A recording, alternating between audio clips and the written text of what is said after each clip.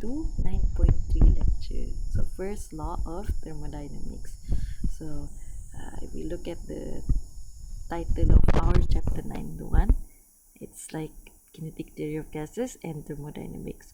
So in 9.1 and 9.2 kita sudah cover the first part lah, the kinetic theory of gases. So in 9.1 kita tengok assumptions, in 9.2 kita tengok pasal energy lah, and then in 9.3 yang hari ni ialah first law of thermodynamics. So on the second part of chapter 9 ni will be covered in 9.3 sampailah 9.5. Okay, so if I have to recap a bit about what we learned in 9.1 and 9.2, we basically study about like kinematics of the gases lah, kinematics of gases punya motion. Okay, but not really lah, in a way it's related but not really lah, because kan kinematics ni we just worry about where things move, describing the position of things kan, macam tu. So in 9.1 kita tengok VRMS, so that's like the thing yang kita tengok lah about the motion of gases. But 9.2 kita belajar pasal internal energy pula, so that's why I cannot say that it's kinematics, but it's like dynamic juga, but not really juga. So because we only see that only temperature yang boleh change the internal energy of gases in the system kan. So yeah, in 9.3 pula, okay, kita tengok first law of thermodynamics. So we study about dynamics lah instead of kinematics, which is how things are in motion lah.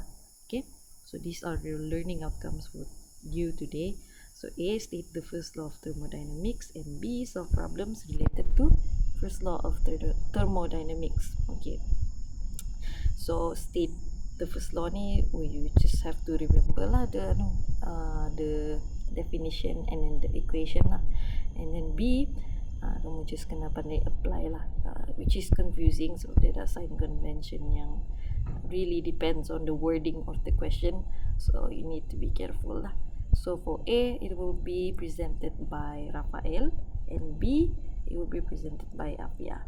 Okay, so I think Rafael already mentioned thermodynamics ni apa, but this is just in a simplified way. I think Rafael did a very good job after this, but this is just, okay, let me just describe it. So thermo is just heat, and it's derived from Greek language, and then dynamics is just study of forces in motion. So bila kita gabung tu thermodynamics tu, it's just we are studying this, the forces in motion under heat lah, under the macam heat punya anu lah, in a way, heat way gitu. Okay, and dia berbeza dengan kinematics macam saya cakap tadi. So kinematics we just describe the things, the movement of things. Kita tak perlu risau pun macam mana dia boleh jadi macam tu. Okay, so let's move on. Okay, ni ada things to note. Okay, thermodynamics ni jangan kamu fikir only happen to gases. It can happen to solid and liquid. Cuma in this chapter, as I mentioned, chapter 9 memang fokus on gases. Because chapter 8 kita fokus on apa? Kita fokus on solid. And ada juga heat transfer kan, ada kaitan dengan heat, one heat transfer, heat conduction, and then ada thermal expansion. Itu effect dari anu lah tu, heat. But in here, in gases dia different lagi. Okay, kamu akan tengok lah, there's the change in macroscopic properties macam pressure, volume and temperature tu, they will affect lah the things inside the system. Okay, anyway, yeah, that's the first thing to note. And the second thing to note, yang thermodynamics ni berkait rapat dengan apa yang kamu belajar in 9.1 and 9.2. So especially 9.2 lah, because the first law ni just kaitan dengan the change in internal energy of a system. And in 9.2 kamu sudah belajar pasal internal energy is only affected by temperature. So if there is a change in temperature, then there is a change in internal energy. So since dia directly proportional kan dalam equation tu, if we increase temperature, kita akan expect internal energy of system akan naik lah. Okay, but here other than increase of temperature tu, sorry, dalam equation sini kita tidak temperature lah, but we do have heat and work. Nanti kamu tengok lah, and both akan affect the internal energy. So this will be presented by Rafael. Okay, listen to his explanation carefully. Okay. Good day everyone, my name is Rafael Nel. Today I'm going to present to you 9.3 First Law of Thermodynamics. In this chapter, what you need to know first is what is thermodynamics. Thermodynamics is a study of how energy can be exchanged between a system and its surrounding. Any system can exchange energy with its surrounding in two general ways as heat or work. For heat, transfer due to temperature difference, but for work, energy transfer as a result of force. This will affect the microscopic properties of the system like pressure, volume, and temperature. Okay, now for first law of thermodynamics. First law of thermodynamics stated that internal energy, and this is the symbol, of a system changes from an initial value to a final value due to heat and work done. So from this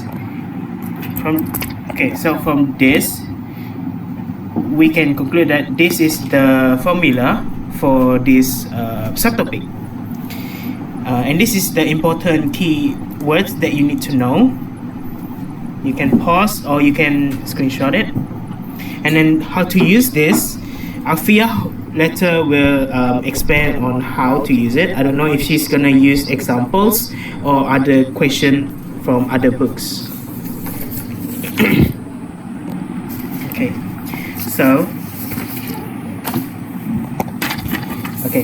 so this is also what you need to know, so that you have the. So this is the other important keywords that you need to know. If the value is positive or negative. I think it's better if I explain it like from this kind of diagram. So when heat is going into a system, it will be positive, but when heat is going out of the system, the value will be negative. So for work, when work is done on the system, it will be negative, but when work is done by the system, it will be positive. So, and also other notes that you need to take is this: internal energy is directly proportional with the temperature. So when when internal energy is increases, that means temperature is increases. When internal energy of a system is decreases, then temperature is also decreases. That's all for me and this subtopic. Thank you. Nope. Okay, saya baru mau explain tadi more about what Rafael said about the sign convention. So, mesti kamu heran kenapa work done on the system dia negative. Okay, because this is so important to note. Okay, so we know that the first law of thermodynamics sama dengan Q minus W. Okay, logically, if you done work on the system, dia akan gain internal energy kan. So, supposing ini positif kan. Okay, if we follow this sign convention, is that bila kita done work on the system kan. Okay, ini work done on the system, dia mesti negative. If we put it into the equation, dia akan dia akan tambah jugalah. So dia jadi plus W. So maksudnya dia akan gain lah, internal energy dia akan naik. So what I like to remember is, okay, it depends lah really. It depends on cara kamu belajar. Because first law of thermodynamics memang akan sentiasa macam ni tau. Okay, it's just that kamu kena pandai logic lah. if work done on the system, maksudnya system tu akan gain internal energy, so Q plus W. Okay, tapi if the work done by the system, so banyak energy dia akan buat, and then the energy will be transferred as something else, dia akan jadi negatif. As ini kan, work done by the system. By the way, thank you Rafael, I think that's a really good explanation. Delta U sama dengan Q minus, and then sini plus W kan, because work done by the system. Jadi Q tolak W lah. Okay, ini in the case of kita put heat lah, put heat. Itu logik kan, put heat tu memang logik lah. If we put heat, maksudnya internal energy akan naik. Okay, Q naik, delta U naik kan. Okay, if we put heat, maksudnya change in temperature. Okay, that's very related kan. Okay, if Q turun, decrease in temperature, then U pula akan turun, right? So negative, not really change in temperature lah. If we put out heat from the system, maksudnya the system akan undergo decrease in temperature lah, because there are heat sudah kan, and then internal energy pun menurun. Okay, anyway, we will see how to solve problems of first law of thermodynamics by Afia. So listen carefully. Hello everyone, today I'm going to present about solving problem related to first law of thermodynamics. So the equation is Q equals to change of U plus W. Q is heat, and then U is internal energy, and then W is work. Okay, so let's go on to the next question. To the first question, if 100 joule of heat is added to a system that does no external work, by how much is the internal energy of the system raised? So, kasih keluar information first. Dia ada cakap heat to Q, like I said just now. So, Q equals to 100 joule, and then dia bilang no external work, so W equals to 0. And then dia tanya how much is the internal energy. Internal energy tu U lah kan.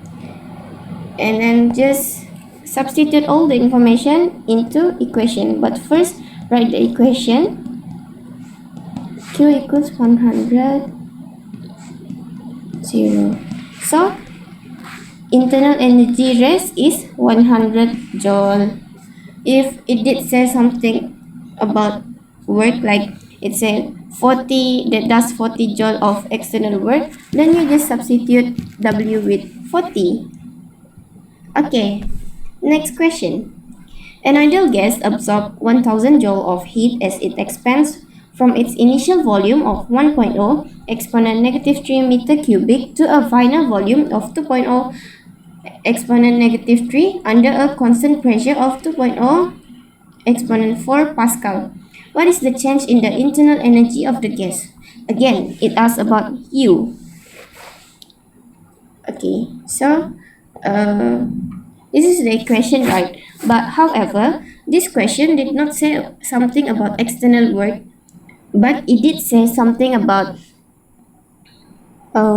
volume and then about pressure. So the formula for work is pressure times with change of V. So just substitute.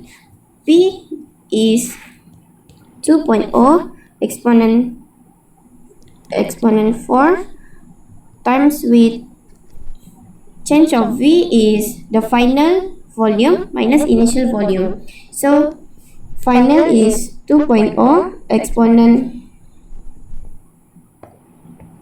2.0 exponent negative 3 minus 1.0 exponent negative 3. Okay, so you will get 20 joule. Just press the calculator. Okay, and then you can substitute because you already get Q, because 1000 joule of heat is Q. Okay, so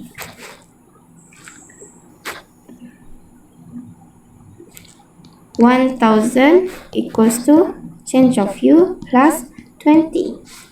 So change of U is